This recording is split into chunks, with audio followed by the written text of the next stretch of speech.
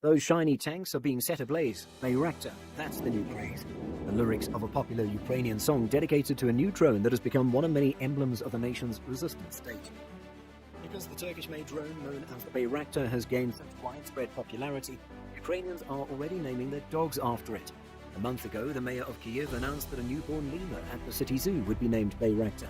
At the same time, Ukraine's foreign ministry tweeted a picture of another Bayraktar, a puppy being trained at the Kyiv police dog training school. Welcome to Drone News, the channel that brings you the latest, most exciting news and info about drones.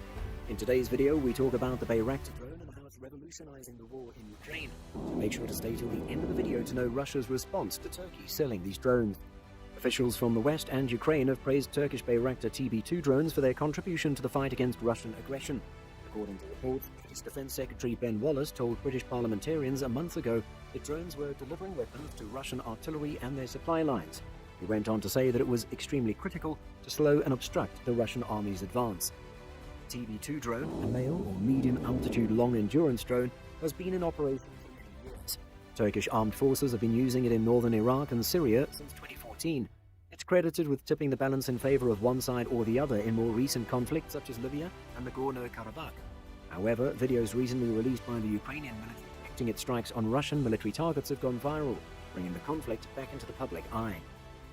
The drone is packed full of features, and it's extremely beneficial to Ukraine. Its big body design and converted detailed construction make it agile. In an attack arrangement, a variable pitch two-blade propeller creates the thrust required for flight.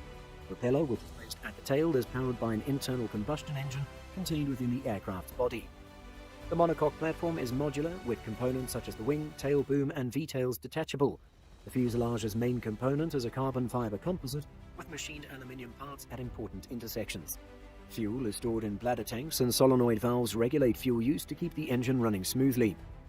The Ground Control Station, or GCS, is built on a NATO-spec shelter unit with redundant command and control systems that may be activated and deactivated as needed. 3 personnel are assisted by the mobile unit, the pilot, the payload operator, and the mission commander. The Ground Control Station is outfitted with redundant air conditioners as well as nuclear, biological, and chemical filtration systems. The hardware for the shelter is maintained in a series of stacked cabinets.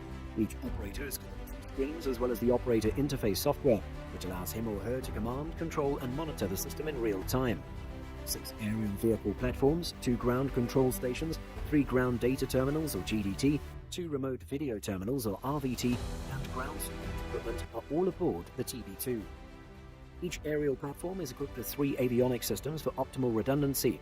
Because of the platform's cross-redundant architecture, the pilot, payload operator, and mission commander may all control and monitor the ground control system at the same time. The success of the drone isn't merely the ability to target the Russian military, says Samuel Bendit, an adjunct senior fellow at the Center of Naval Analyses Russia Studies, or CNAS. It's also a success for public relations, he added.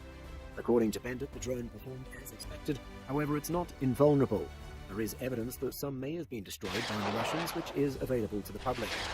The drones, he said, are part of the Ukrainian social media operation, which has performed extremely well by the Ukrainian military and citizens.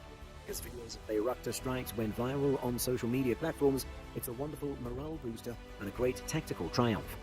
According to Bendit, Turkey's TB2 other UAVs are putting the country on the map of the drone industry, alongside the United States of America, China, and Israel. Turkey, which has strong defense and economic ties with both Russia and Ukraine, has been cautious in promoting what is quickly becoming one of its most recognizable commodities. Long before Russia invaded Ukraine, the Russian government was irritated by the sale of drones to Turkey. Dmitry Peskov, Vladimir Putin's spokesman, warned before the end of 2016 that the Turkish drones would have a destabilizing effect on the surrounding area. On Friday, a high-ranking Turkish government official told reporters that Russia has frequently expressed concern to Ankara about the sale of drones to Ukraine. They used to complain previously, and they're complaining right now, he said at an international media conference, but we have already given the explanation. These are from a private corporation, and this purchase was done before the war. Ukraine was the first country in 2019 to purchase TB2 drones, placing orders for at least 36 of them so far. Around a month ago, the country's Minister of Defense announced that a new batch of drones had arrived. Selçuk Bayraktar, the chief technical officer at Bayraktar Technologies, is more interested in discussing the technology behind his drones than in discussing politics. He's also the son-in-law of Turkey's president, who has moved as a key between the two countries. Although Bayraktar is aware of the social media phenomenon that his namesake drone has become in Ukraine and has heard the song written in its honor, he treads carefully when speaking about the country. Bayraktar, an engineer who graduated from the Massachusetts Institute of Technology, told CNN during a rare tour of the drone production facility in Istanbul last week that he believes the drone is one of the symbols of resistance because it gives people hope. And a subscribe from you is great motivation to continue making these amazing videos. People are resisting and defending their homeland from an illegal occupation, he said, adding that if you want independence, you must be able to stand up and resist. I believe that's what Ukraine's brave people and leadership have done. People are fighting to protect their homeland from illegal occupation.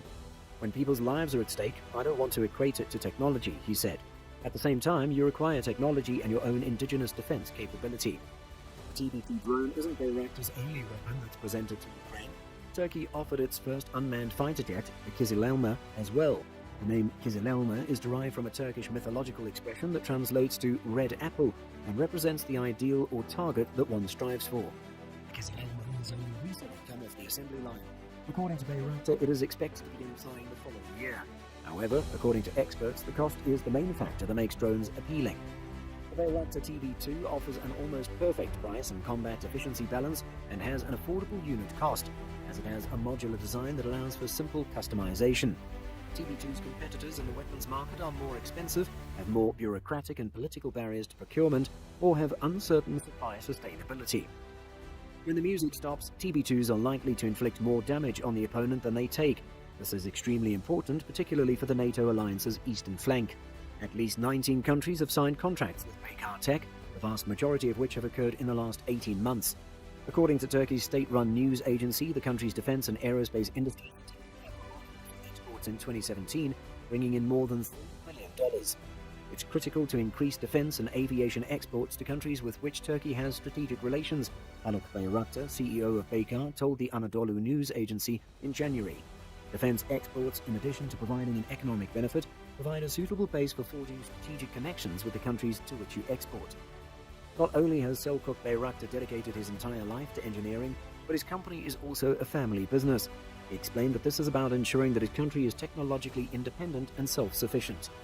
When I was in my 20s, you could say we're going to be the best at soccer or baklava or kebab, and no one could say we're going to develop a specialized technology that'll be famous all over the world.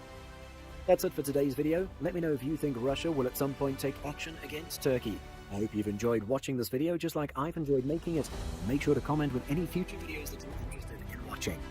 I'll be seeing you all soon, but until then, watch this video to learn more about the US's Switchblade suicide drones that are shifting the war balance.